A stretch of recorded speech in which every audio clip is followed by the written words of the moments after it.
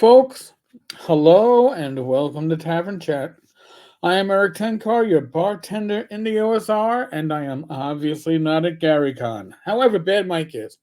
So if you want to talk about the show, go find Bad Mike if you're at GaryCon. Before I jump into today's topic, Tenkars-tavern.games/WFRP. It's an affiliate link to Warhammer Fantasy Roleplay. Up on Humble Bundle, it has probably one of the best campaigns ever written for a fantasy RPG. The Enemy Within campaign is available. It's 5 parts. It is huge. I ran it until it ended in a near TPK back with 1E. And I own it in the limited print run, which I pre-ordered for the 4th edition, the current edition. And I've already snagged the PDF so I can read it on my Kindle or my iPad. It's just that good. So, folks, why am I looking at something on D&D Beyond? D&D Beyond Marketplace. What? Why? Well, Tome of Beasts 1, originally published in 2016 by Kobold Press. A horde of monsters for your 5th edition campaign. And when they couldn't say D&D when it got released. And they still can't, but they should be able to say it on this platform, meaning D&D Beyond. Now, why is this interesting? Well, let's take a peek. It's $40 for the D&D Beyond version of this book. So you're basically paying print prices for digital. But that's besides the point. Whether you need dungeon vermin or world-shaking villains, Tome of Beasts 1 has it. This book presents foes suitable for any campaign setting, from tiny drakes and peculiar spiders to demon lords and ancient dragons. These monsters have been designed so that GMs can use them for their favorite settings. For fantasy adventure, this monstrous tome includes more than 400 creatures to use with the D&D Beyond Encounters tool, updated with a rather streamlined mechanics and new monster art from the original Tome of Beasts, expansive tables that organize creatures by challenge rating, creature type, and terrain. This purchase will unlock the contents of this sourcebook for use with D&D Beyond upon release, including the book in digital format in a game compendium, and access options from the book in the searchable listings, encounter tool, maps tool, and digital character sheet. Wow, ain't that exciting? But doesn't it make you wonder? Kobold Press, this time last year, was all about what? Black Flag?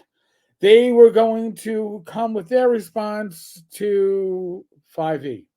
They were going to put out the competition. They were going, because WotC was sort of, D&D Next was already being spoken, or D&D 1. D&D 1 was, sorry, Next was 5e. D&D 1 was whatever. They did the OGL fiasco and scandal, and companies scrambled, and Kobold literally took the flag, planted it, and said, "Oh, we are going to give an alternative to 5e. We are going to do Black Flag," which then became Tales of the Valiant. And I will repeat what I've said before. Tales of the Valiant makes me think of a certain comic strip from back in the day, and it's not a good thought. Okay, it makes it seem like it is not timely. Black Flag sounded like a roach spray, but bug spray. But I digress. It sounded a lot more forceful, and it seemed like they were taking a stance. But now, Kobold Press, Wolfgang Bauer's company, Wolfgang is taking a product that is admittedly 8 years old, but certainly new to D&D Beyond, and essentially, I mean, is this a lifeline to Kobold, or is this a lifeline to WotC? I know there's a little mutual going on here, but if Tales of the Valiant is to have any hope to be a successful replacement for 5e, you shouldn't be directly supporting WotC. That's my opinion. Now, I do know they all live out in Seattle. They probably all socialize together at those hip parties. I know, gaming people at parties, who would have thought? But this seems to be counterintuitive or counterproductive to making Tales of the Valiant / Black Flag a viable competition to D&D 2024. I don't know. And of course, this gets announced pretty much as GaryCon is hitting its stride. Today's the big day at GaryCon. Day number 1 after the Legends and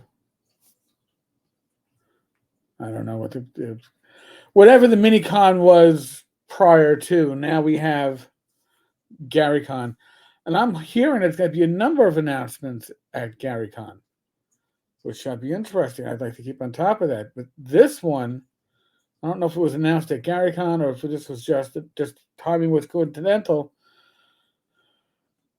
Seems to be almost like Kobold Press saying, "Yeah, our alternative isn't going to be.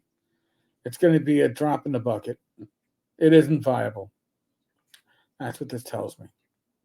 But tell me what you think. Let me know what you think. And I know most of my audience is OSR, and most of you are going to go, "I don't give a flying fig Newton."